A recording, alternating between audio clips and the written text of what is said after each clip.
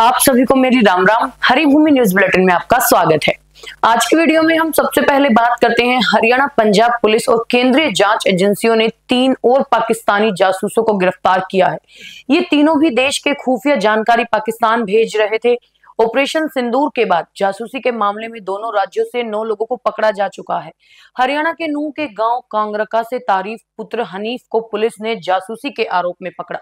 उससे बरामद मोबाइल में कई संदिग्ध वीडियो, फोटो, डेटा मिला है। नूह पुलिस ने भारतीय दंड संहिता ऑफिशियल सीक्रेट्स एक्ट 1923 और देशद्रोह की धाराओं के तहत मामला दर्ज किया। तारीफ के साथ पाकिस्तान उच्चायोग में तैनात पाकिस्तानी नागरिक आसिफ बलोच और जाफर के विरुद्ध भी मामला दर्ज किया। नूह में 3 दिन पहले 16 मई को भी एक जासूस अरमान को पकड़ा गया। उधर पंजाब के गुरदासपुर से भी 2 युवकों को पकड़ा गया जो पाकिस्तान की खुफिया एजेंसी आईएसआई के हैंडलर्स के सीधे संपर्क में थे। आरोपियों की पहचान सुखप्रीत सिंह और करणबीर सिंह के रूप में हुई। दोनों आरोपी ऑपरेशन सिंदूर से जुड़ी गोपनीय जानकारी लीक कर रहे थे। इसमें पंजाब, हिमाचल प्रदेश और जम्मू कश्मीर में सेना की आवाजाही तथा महत्वपूर्ण रणनीतिक संधानों की जानकारी शामिल थी। पुलिस ने आरोपियों से 3 मोबाइल फोन और 30 बोर के 8 कारतूस बरामद किए। मोबाइल की फोरेंसिक जांच से पुष्टि हुई कि आरोपी आईएसआई हैंडलर्स के सीधे संपर्क में थे। उन्होंने भारतीय सशस्त्र बलों की महत्वपूर्ण जानकारी पाकिस्तान को भेजी थी। ऑपरेशन सिंदूर के बाद से लगातार केंद्रीय जांच एजेंसियां उन लोगों पर नजर रखे हुए हैं जो पाकिस्तान की यात्रा कर चुके हैं या हाल फिलहाल में वहां से लौटे हैं। उनके सोशल मीडिया अकाउंट्स पर भी नजर रखी जा रही है। वहीं पाकिस्तान के लिए जासूसी के आरोप में गिरफ्तार हिसार की यूट्यूबर ज्योति मल्होत्रा को अब राष्ट्रीय जांच एजेंसी यानी एनआईए ने हिरासत में लिया है।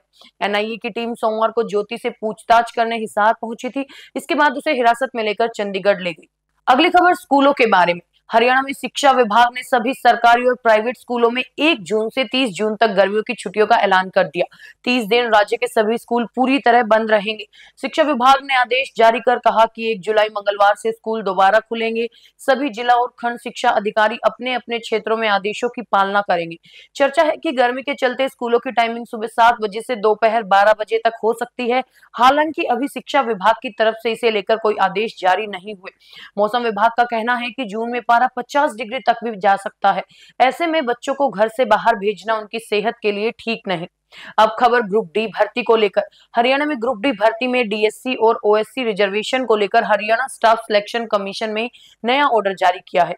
आयोग के संज्ञान में आया है कि कुछ गैर चयनित उत्तीर्ण डीएससी और ओएससी अभ्यर्थी आयोग द्वारा खोले गए पोर्टल पर एजुकेशन सर्टिफिकेट अपलोड कर रहे हैं जो भर्ती में आरक्षण के लिए मान्य नहीं है। आयोग के चेयरमैन हिम्मत सिंह ने उसको लेकर सोशल मीडिया पर पोस्ट डाली कि आप सभी अभ्यर्थी अपना डीएससी और ओएससी रिजर्वेशन सर्टिफिकेट ही अपलोड करें। हरियाणा सरकार ने पहली बार ग्रुप डी की भर्ती में डीएससी और ओएससी आरक्षण दिया है। एचएससी के माध्यम से ग्रुप डी के 7,596 पदों में से 1209 पद डीएससी और ओएससी के लिए आरक्षित किए गए। वंचित अनुसूचित जातियों के लिए 605 पद और अन्य अनुसूचित जातियों के लिए 604 पद आरक्षित किए गए। चयन प्रक्रिया में उम्मीदवारों के कॉमन एलिजिबिलिटी टेस्ट स्कोर का उपयोग किया जाएगा। अब बात करते हैं भर्ती में पकड़े गए बड़े नकल गिरोह की। हिमाचल में रविवार को ही नवोदय विद्यालय समिति एनवीएस के नॉन टीचिंग पदों की भर्ती परीक्षा में 40 अभ्यर्थी इलेक्ट्रॉनिक डिवाइस के साथ नकल करते पकड़े गए। इनके पास से माइक्रोचिप और ब्लूटूथ डिवाइस बरामद किए गए।